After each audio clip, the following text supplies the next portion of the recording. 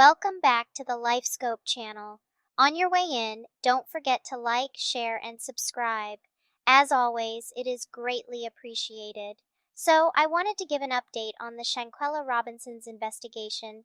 For those who don't know, Shanquella was the young woman that went on vacation with her so-called friends only to end up dead.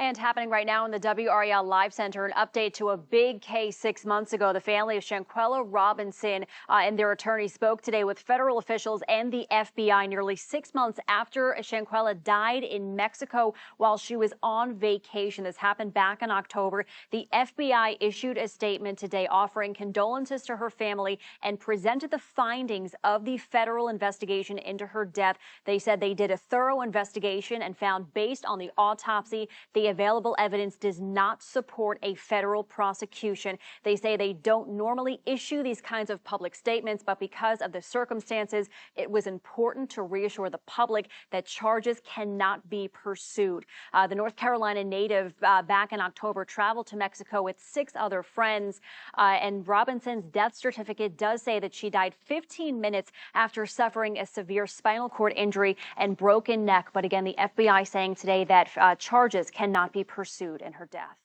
It was revealed that Shanquella Robinson, 25, who passed away on October 29, 2022, while visiting Cabo, Mexico, won't be the subject of any criminal investigations by federal authorities.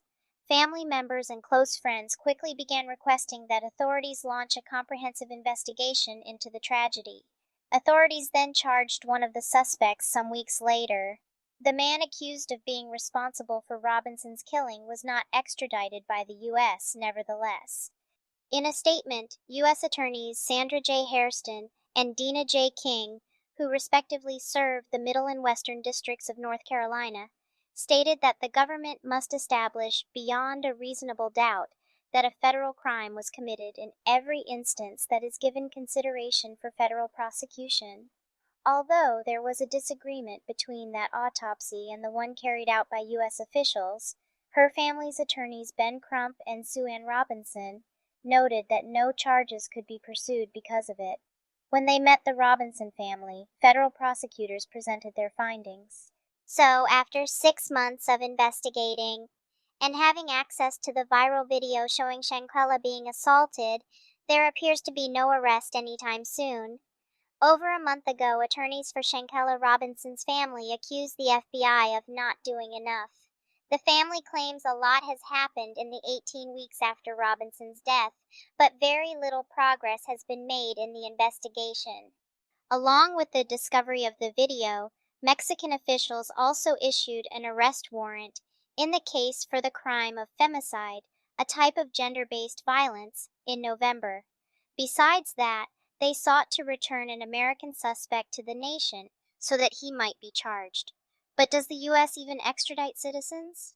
Speaking of tragedies in Mexico, for the first time ever, the 2 Americans who escaped a cartel kidnapping near the Mexican border last month have discussed their terrifying ordeal in public.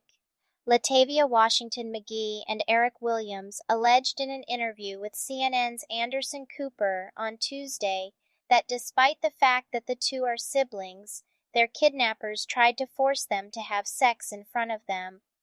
McGee and Williams, who had legs shot out from under him, also described how their pals Shaheed Woodard and Zindell Brown tried to flee, but were shot dead by cartel members.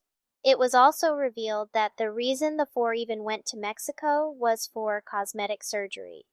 I also wanted to add back in October, while the Shanquella Robinson's case was gaining national attention, there was another crazy incident that happened to 3 friends.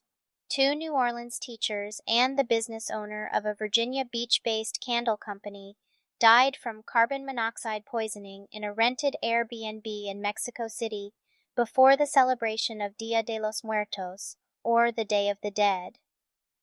On October 30th, 2022, the Attorney General's office in Mexico City opened an investigation into the death of 3 travelers, which derived from possible poisoning by gas inhalation. According to expert assessments, the gas was carbon monoxide, based on the statement from the Attorney General. So, I heard about this last incident when it happened, but I'm wondering, is there an update on this case because they were at an Airbnb and it seems like a lot of travelers to Mexico are turning up unalive lately. Anyway, let me know what you think. Until next time.